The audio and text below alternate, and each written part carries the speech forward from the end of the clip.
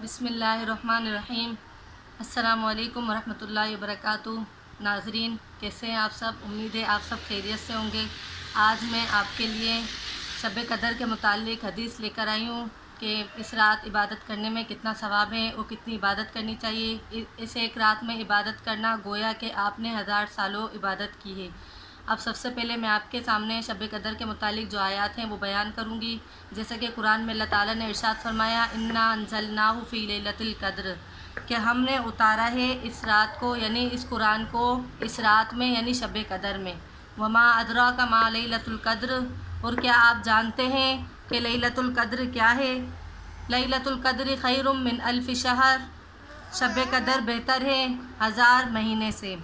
تنزل الملائکۃ والروح فیہا باذن ربہم، اترتے ہیں فرشتے اور روح، یعنی اپنے رب کے حکم سے۔ من کل امر سلام ہی حتی مطلع الفجر، ہر کام پر، اور امان ہے وہ رات صبح کے نکلنے تک۔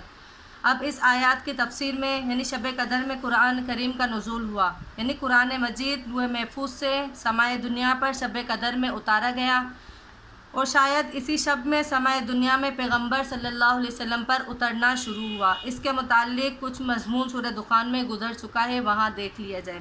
شب قدر میں نیکی کا 1000 گنا سے زائد ثواب، یعنی اس رات میں نیکی کرنا ایسا ہے گویا 1000 مہینے تک نیکی کرتا رہا، بلکہ اس سے بھی زائد۔ شب قدر میں حضرت جبرائیل علیہ السلام اور فرشتوں کا نزول، یعنی اللہ کے حکم سے روح القدس حضرت جبرائیل علیہ السلام بے شمار فرشتوں کے ہجوم میں نیچے اترتے ہیں تاکہ عظیم الشان خیر و برکت سے زمین والوں کو مستفیض کریں، اور ممکن ہے روح سے مراد فرشتوں کے علاوہ کوئی اور مخلوق ہو۔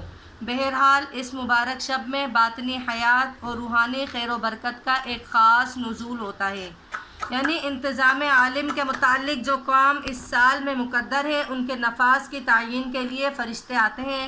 کما مر فی سورۃ دخان، یا من کل امر سلام سے امر خیر مراد ہے، یعنی ہر قسم کے امور خیر لے کر آسمان سے اترتے ہیں۔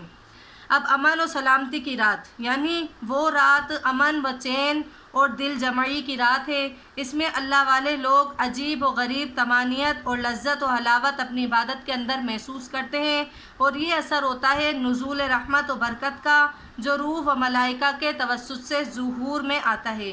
بعض روایت میں ہے کہ اس رات جبرائیل اور فرشتے عابدین و ذاکرین پر صلاۃ و سلام بھیجتے ہیں، یعنی ان کے حق میں رحمت اور سلامتی کی دعا کرتے رہتے ہیں۔ شب قدر فجر تک رہتی ہے، یعنی شام سے صبح تک ساری رات یہی سلسلہ رہتا ہے، اسی طرح وہ پوری رات مبارک ہے۔ تنبیہ: قرآن سے معلوم ہوتا ہے کہ وہ رات رمضان شریف میں ہے، شہر رمضان الذی انزل فیہ القرآن، اور حدیث صحیح نے بتلایا ہے کہ رمضان کے اخیر عشرے میں، خصوصاً عشرے کی طاق راتوں میں اس کو تلاش کرنا چاہیے۔ چاہے پھر طاق راتوں میں بھی 27ویں شب پر گمان ہوتا ہے، واللہ عالم۔ بہت سے علماء نے تصریح کی ہے کہ شب قدر ہمیشہ کے لیے کسی ایک رات میں متعین نہیں ہے، ممکن ہے کہ ایک رمضان میں کوئی رات ہو اور دوسرے رمضان میں کوئی دوسری رات ہو۔